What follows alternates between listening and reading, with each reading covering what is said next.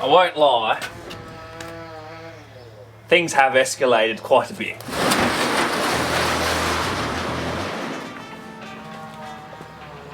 But we will fix our problem.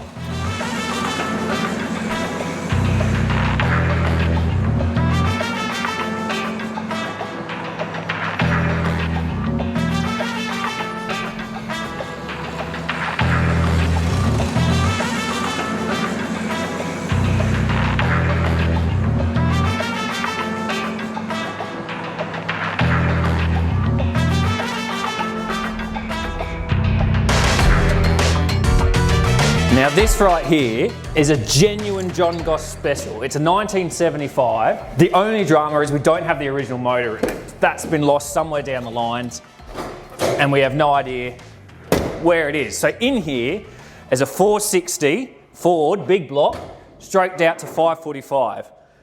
It's a big motor. It's an 8.9 litre V8. Now this motor, and this whole car really, is running fantastic. I think we've ironed out pretty much all the major issues. It's not getting hot anymore, it's not spinning belts anymore, it's sounding fantastic, it looks fantastic, everything's going really, really well, except this battery. Now this battery is a 550 cold cranking amp battery and it's barely enough to turn this motor over when it's on a full charge. As soon as it gets drained, as soon as it gets heat soaked, it doesn't do it. It has dramas, and this has been an ongoing issue. And it's not the first time we've encountered this. My dad, he has another one of these coupes, not a John Goss, just another coupe. It's an XC, and it has the same issue with his 545 big block in it. And this one has got an even higher compression than his. So it's an issue, and we know it's an issue, and we know it's because of this battery. Now, we've got other problems too. I've found that we have melted some wires that go down towards the starter motor. Fortunately, it hasn't caused any issues yet. Everything worked. You can still start and drive the car. But I'm sure those melted wires aren't happy, so we've got to fix that. Now, the solution. We need a bigger battery. However, there is no room in this engine bay. There is not a single place we can put this battery without redesigning or doing some significant modifications to this engine bay. This is where things started to snowball, because we then need to figure out where we're going to put this bigger battery. We've went through a couple of ideas. Now, with no room in the engine bay, we now need to figure out another location for this battery. The next step is the interior, but given the size of the battery we need, there's no real home for it in here, and I don't really want to stuff up the interior. It looks great as it is. So that now leaves us with the boot. Now, putting a battery back here is a sensational idea. Plenty of people have done it in the past. It works out. It's got plenty of room back here. If anything, it might even help our weight distribution. These Falcons, they've got big cast iron blocks, no matter what motor's in the front of them. They're all weight at the front. They understeer because of it. Putting a little bit of weight back here is probably pretty good, especially because we're upgrading the size of the battery too, so that's a little bit of extra weight. However, we've got a couple of problems with that. I don't want to run cables through the interior, so that means we're going to be running them underneath the car, which adds about another metre roughly of length of cable. On top of that, we're upgrading the size of the battery, so we need bigger cables again. That then means we're going to need some fat, proper fat cables back here. And this is when things really start to snowball. So I was considering weight, I was considering the cable size, I was considering where I was going to run the cables and what size holes we're going to drill, and also considering price. So let me just show you what I've done. Maybe that's the best way to do it. So I was originally looking for around a 750 or 800 cold cranking amps battery, but there was a sale on at the time they were selling batteries, and that for the same price I could get this. And the benefit of this is it's heavier, so that means more weight at the back, which can help weight distribution even more. It probably won't make that much of a difference, but who knows, maybe it will affect something. This is a 1000 cold cranking amp battery. We're never going to have issues with starting this car ever again. Oh, I'm so looking forward to it. Now this could open up its own problems because it's such a big battery. We're gonna have to run even thicker cables again. I'll show you those, they're freaking massive. This is 00 AWG. If you don't know what that means, it's a big ass cable. It is massive. It is truly huge. But that's what we need to be able to handle the output of this battery comfortably. So we should be safe there too. We do, however, open ourselves up to risk with this battery. Given how much power it's outputting and how much easier it's going to be able to turn over the motor, let's say the car's been sitting for a long period, which it does when it's raining, and in winter this car doesn't get used very often, so it might sit for 2 months at a time. This might turn the car over almost too fast, given that its oils all drip down to the bottom of the motor. I don't really think it's going to be an issue. I think we're going to be fine, but it may be something we have to monitor and just keep checking in, make sure we don't hear anything suspicious or anything like that. Worst comes to worst, I can downsize the battery. It's not that big of a deal. We also do, with such a big battery as well, actually, we do open up the risk to fire hazards. I'm going to install some fire extinguishers in this car. It should probably already have them. It doesn't, but it should. The fire extinguishers won't be able to put out the battery fire if the battery does catch fire, but hopefully it can help manage it and not get the fire to spread. So, we've ended up here. I have sort of boned myself, like let's say down the line I need to get a new battery, 4 or 5 years. Who knows if this is going to be on sale. I might end up just paying, you know, like something stupid, like, I don't know, 800 bucks or whatever this battery is worth when it's not on sale. Anyway, that's a future problem for me to worry about. Now what we're going to do is we're going to figure out how we're going to mount this thing. So I think that's where we should start. We're going to mount the battery, and then we'll figure out where we're going to run the cables. We're going to install posts in the engine bay. So it's basically just going to be like the battery is up there in the engine bay where it originally was, so we won't have to do anything to the cables up there. That being said, I'm going to upgrade the battery cable that goes, or sorry, the cable in general that goes to all the earth leads to the motor and to the chassis. And then I'm also going to upgrade the battery cable that goes to the starter motor, and I'll clean all that up. Might do some insulation down there too, because it's right near the exhaust manifold. And then we'll give it a test. And the test is this weekend at roll racing, which will be interesting because I've never done roll racing before and I haven't done it in this car. So it should be good fun. All right, let's do some measurements and figure out how we're going to mount this battery. I reckon as far back as we can, and probably use the fuel tank bolts. That looks the easiest. Let's do that. Now I'm thinking we should use big, thick pieces of steel for added weight.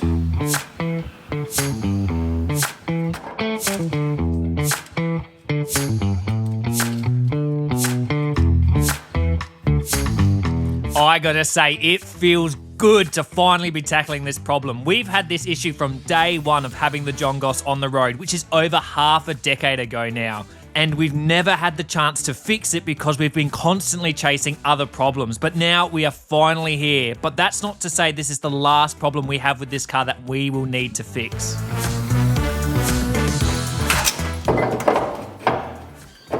Like it was made for it. Let's do the other one, clean them up and make them look a bit bigger.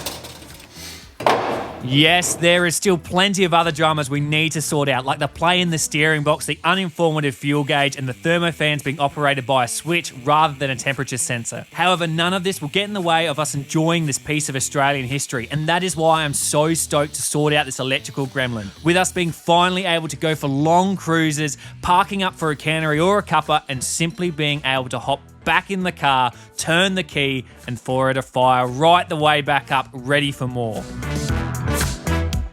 But before we get lost in our dreams, we need to actually solve our problem, and the plan is to have the battery sitting on a rack which floats above the fuel tank, which should give us plenty of options for securing the battery down without drilling into the fuel tank. Plus, since we are using existing hardware with a couple of fuel tank mounting bolts, we won't need to worry about doing anything that's difficult to reverse. Where is it? Where's your pool? I don't know where it is.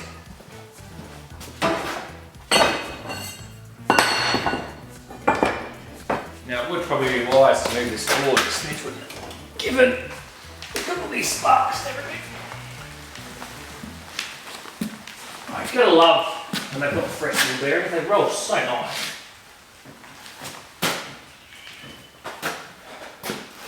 Such a heavy car, that was so easy to push. Alright, I've got what I think is everything ready. I've made 8 of these upright sections. These are just little stands to help support more of the weight and distribute it further out and make sure it's mounted properly onto the bit of angle iron we've got in there. I'm a bit worried about alignment, I'm going to be honest with you. Ideally, we'd weld it into the car or weld it on the car whilst it's in the car. I don't trust the seals in that fuel tank, and that's a big fuel tank, and I don't want this car to catch fire, so we're not going to do that. Instead, what we're going to do, there's 4 crossbeams that go across the distance, across the top of the fuel tank. I'm going to weld or tack weld the front one, tack weld the back one. Hopefully that gives me enough room to bend them and adjust them as see fit. We'll put them in the car, clamp them up, and then pull it out with everything clamped, and then hopefully it'll work. Hopefully that makes sense too. If not, you'll see what I'm doing in a minute. Anyway, let's tack weld this, and then we can stick it in the car.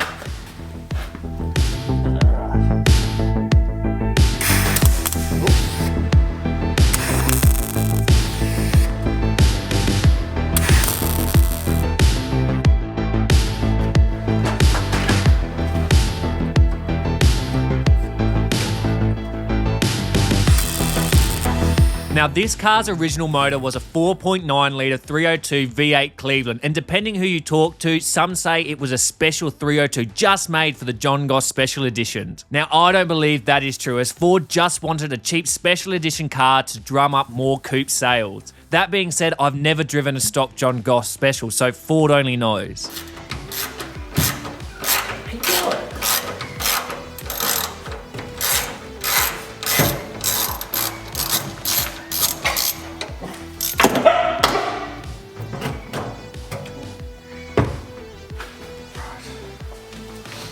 Regardless of the OEM design, Dad and I decided to go with a stroked out Ford 460 for the motor, and if I'm completely honest, I don't 100% remember why. The decision for the motor came early in the rebuild process, and in those early stages I was just getting into cars, not knowing really what I was doing. From what I recall though, Dad's 545 powered XC Coupe ran a treat with oodles of power, and thanks to the robust 9-inch diff and the smooth C6 trans, he was able to daily drive it for years with minimal issues. So when it came to choosing a motor for the Goss, we decided we'd go with the more torquey and powerful 545, but give it a driver focus by ditching the C6 automatic for a 5-speed Tremec manual.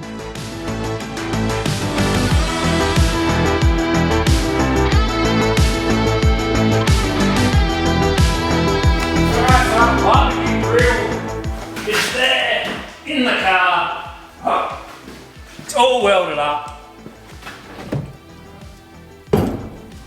Oh, I felt the back of the car sag down with that. That is plenty strong enough.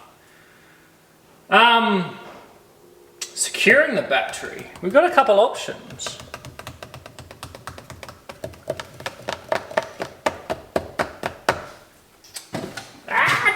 Double car.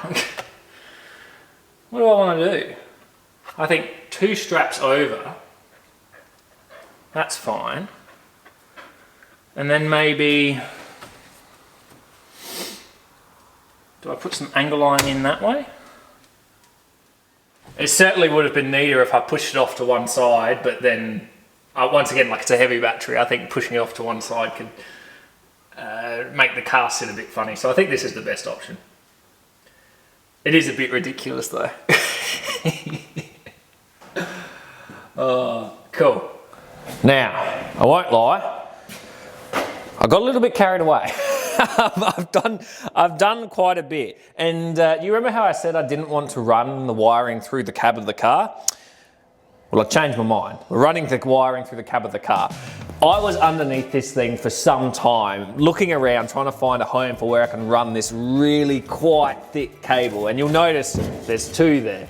We'll get into that in a minute. But I was trying to find a home to run it, and I couldn't. It was either too close to the ground, it was too close to the exhaust, too close to the prop shaft. I couldn't find a place for it. It just wouldn't fit comfortably. So we decided we'd go through the cabin. Now that does mean I've got to drill 2 substantially large holes into the firewall and into the back here. Less than ideal, but look, we're that far from original now. Is 2 holes really going to make that much of a difference? I don't know. But anyway, the rack that we made, our little barbecue rack that holds the battery, that's off. It's getting painted right now. It's sitting in primer. I'm going to put some coats of black on it, and then we can whack it in the car for permanent, and that will be fantastic. So with that being the case, we then moved on to I got some cables up to here at this point. I didn't get any further. I was hoping to run it into the channel of the car, but the cables are just too thick. It's not going to work. It'd be all right if I was just running the positive terminal or the positive lead. I'm running both positive and negative, and there's a couple of reasons we're doing that. So this car, this poor car, it's been on quite the journey. So Dad and I started this about 11, nearly 12 years ago now. And we, at the time, had pretty limited mechanical knowledge, so we ended up just taking it to a whole bunch of professionals to get the work done to it, to restore it. And I don't know if it's like a sign of the times or the age of the car, or I don't know, maybe Australia's economy, but we ran into so many issues with people like going out of business, people not delivering on promises, people doing crappy work. We ended up taking it to so many different people, and it went through so many hands, like so many people touched it. And it's really evident in the wiring. Like, it's not bad, like it's not dangerous, but it's just so ugly, and stuff's been stapled on top of other stuff, and it just kept being added to it. And because of stuff like that, because so many people have messed with it, there's just lots of little problems and lots of little things that are just wrong or not really, for a car that it's meant to be, it's not of good quality. Like it's just a bit crap, quite frankly. And it's funny actually, speaking of how crap the condition of it is, when I was broken down last time when I revealed that sort of overheating electrical issue that we had, and I was sat there for 2 hours waiting to someone bring some jumper leads. I was just sitting there thinking about this car and how nice it was to finally drive it and experience it, and not worry about temperatures or anything like that, and not worry about belts spinning. And it occurred to me, and made me feel a bit somber, I suppose, is that we started this 11, 12 years ago. It's been on the road maybe 5, 6 years, something around there. Every single one of those years, we've had problems. And it's not like little problems. It's like substantial enough, I can't drive this kind of problems, right? I need to get this fixed. That sucks when I realised that. Like yeah. Makes me feel a bit defeated. Like maybe, look, I suppose I could still say I'm pretty new to the whole project car thing. Like I started getting into cars maybe 10 years ago. I've been working on them on and off for 8 years, I suppose. And I'm not qualified. I'm still not qualified. I know things because of what people have taught me and because I've watched YouTube and stuff like that. And ultimately, all of this stuff is outside my wheelhouse, and I'm learning as I go and making the mistakes. But it can't always be like this, can it? Surely, other people joke about this car and its reliability issues and stuff like that. Like it surely can't always be like this.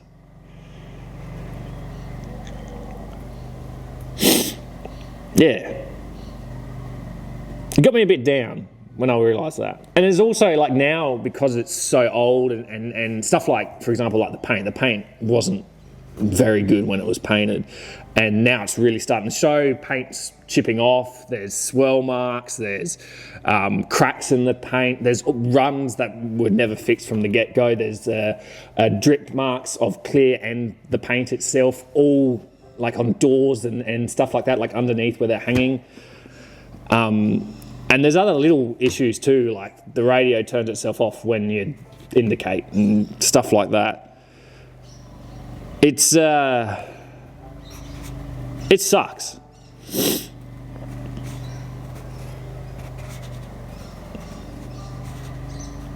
I still stand by though. It does feel like this is the last problem that we're resolving here. After this, everything else will be upgrades.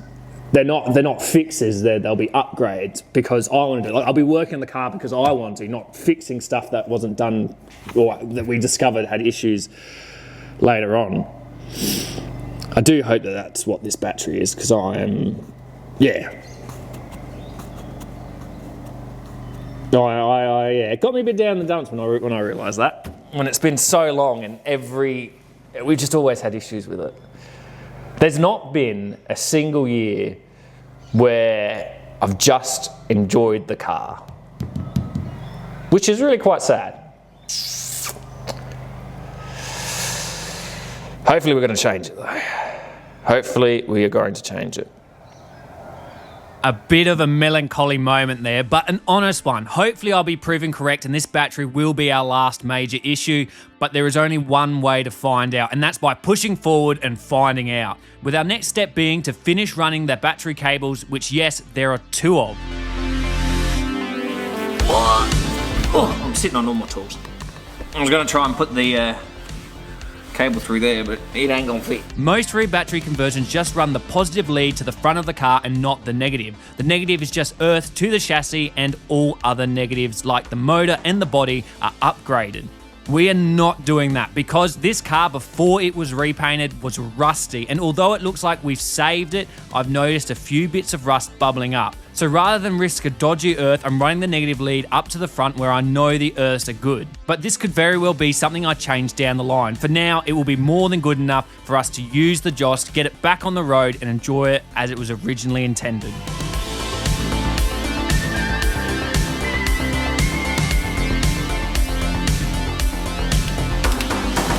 Am I the only one that really doesn't like? What kind of a joint is that? What is that? That is appalling. God damn. Look at that, soldered, no heat shrink. A soldered joint right by the exhaust too. Stupid, just stupid.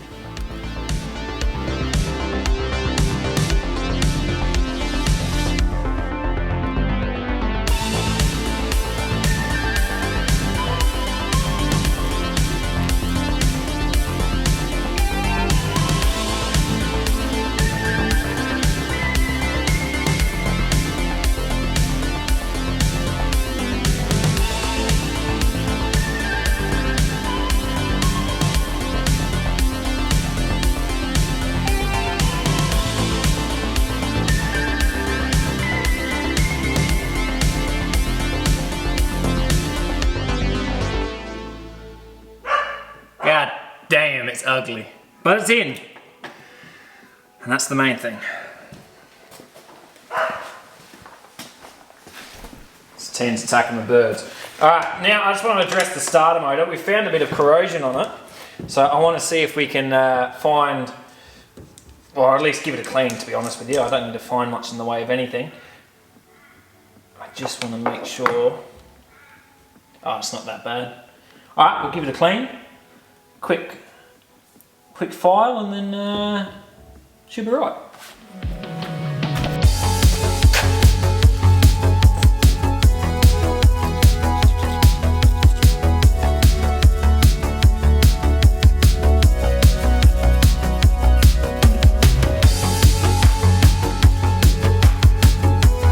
Now, there is actually other reasons I want to take this car out roll racing besides just the fun of it. I want to go out and test this car, start to push it and see what happens. There are questions I have about odd experiences I've had with the car but can't explore further because of the speed limits, road surface conditions, or just traffic. The steering, for example, it's wayward, but how inaccurate, I'm not sure. The gearing too, with first gear being great to take off but too short and you end up shifting instantly. Third gear is useless when you lay into it since peak power can be maintained when shifting from second to fourth, and fifth gear isn't high enough as you'll sit at 2500 RPM whilst cruising at 100 kilometers an hour. All of which is enhanced by the built 9-inch diff, which we set up to prioritize low down torque. All of this I would like to experience on a track where conditions are more predictable and consistent, allowing me to fixate on what the car is doing. But a circuit event for this car is still a ways out, and that's why we are doing roll racing. We need to see how this car handles constant intensive load on all the components from the cooling system to the brakes. Especially since driving around town, you really only hang around 1,000 to 3,000 RPM, and she can rev out to 6 grand.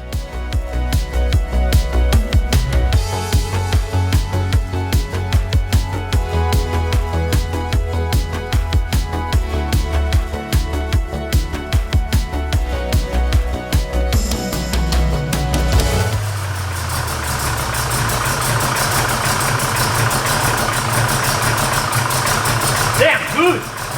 But when it runs, I can't smell any electrical things burning, so that's a good start. It cranked over a little bit faster as well, which is fantastic.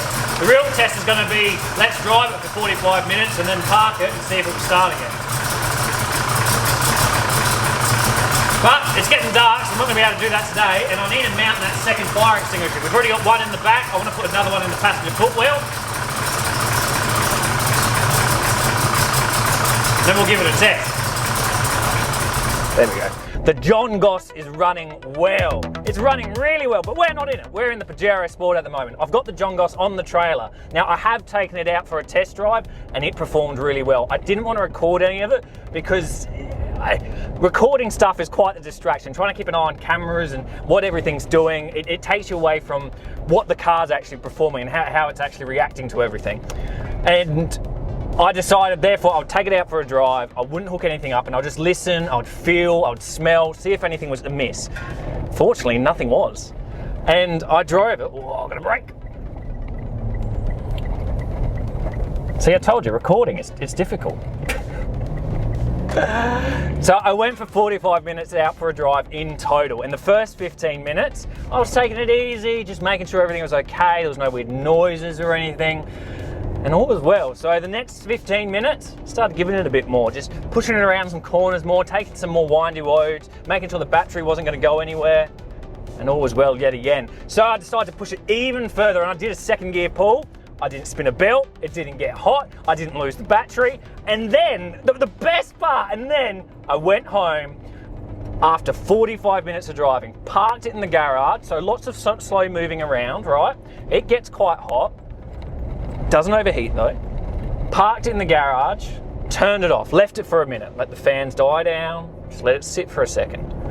And about a minute later, I turned the key, cranked it, and it fired right back up. No, none of these issues with heat soak and not being able to fire the battery back up, not being able to fire the car back up rather. It just fired straight up and there was no problems. It was really good. And I could have driven it straight away afterwards, but I didn't because it was raining.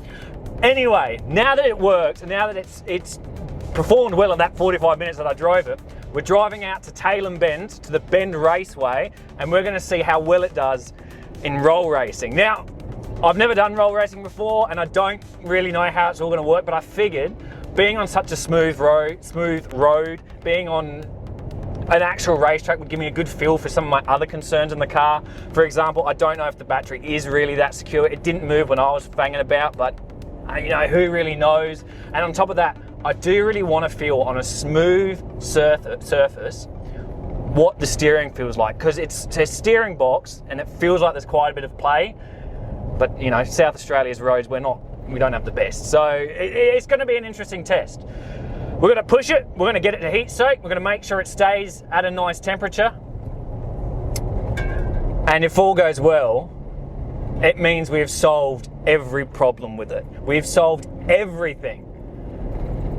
And that then means we can move on to improvements. We can actually do modifications that are for improving the car, making it even better. Oh, I hope it goes well. I really do. There's only one way to find out, eh? All right. You ready? Here we go.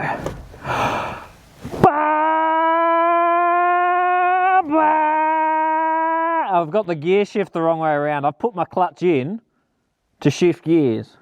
No, I pulled my clutch out to shift gears. Hang on, let's try again. Oh, hang on, I've got to put my... Let's just pretend it's real. Ready? Ready? Oh, I'm not in gear. Hang on.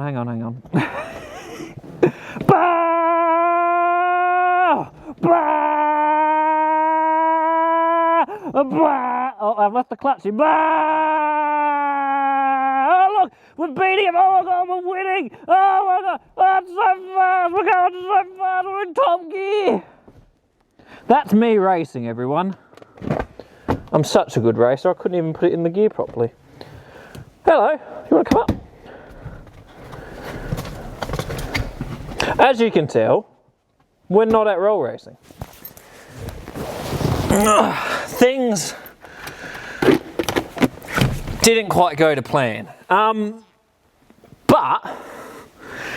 wasn't because of the car.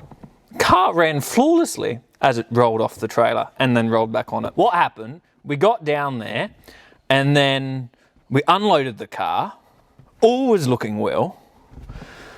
We started making some grub. I was there with a mate. Everything was looking fantastic. The weather was a bit miserable, but it was clearing up. And I was like, this is great. We're going to go for a drive. We're going to test this thing. It'll be fantastic. I've signed in. I've gotten my ticket. Look, it's right here. Got the ticket. Sticker, I can stick it on the car. Then we hear over the PA system. Oh, it's going to rain soon. We're not going to do it. Can't believe I drove this an hour and a half in the rain. Got it filthy. Then we didn't even get to test it.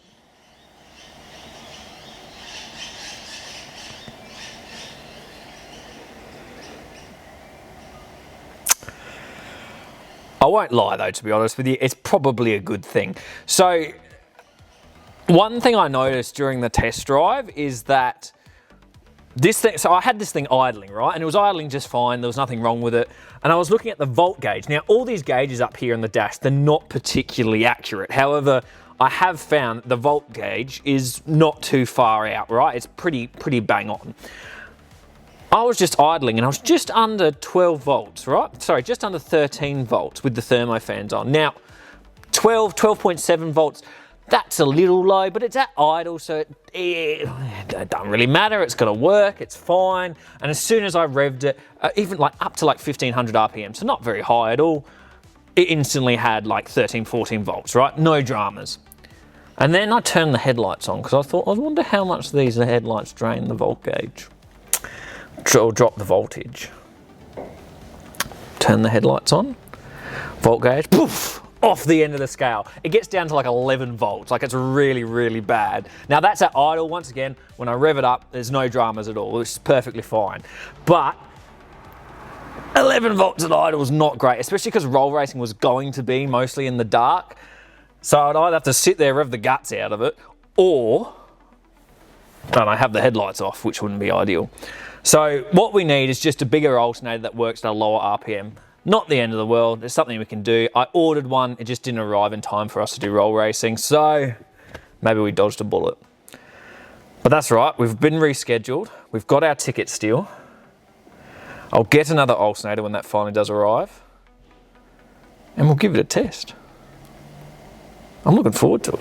I'm really looking forward to it. Oh, you got muddy paw prints in the car, god damn it. Oh, I didn't see that. Out you get. I gotta clean the car now.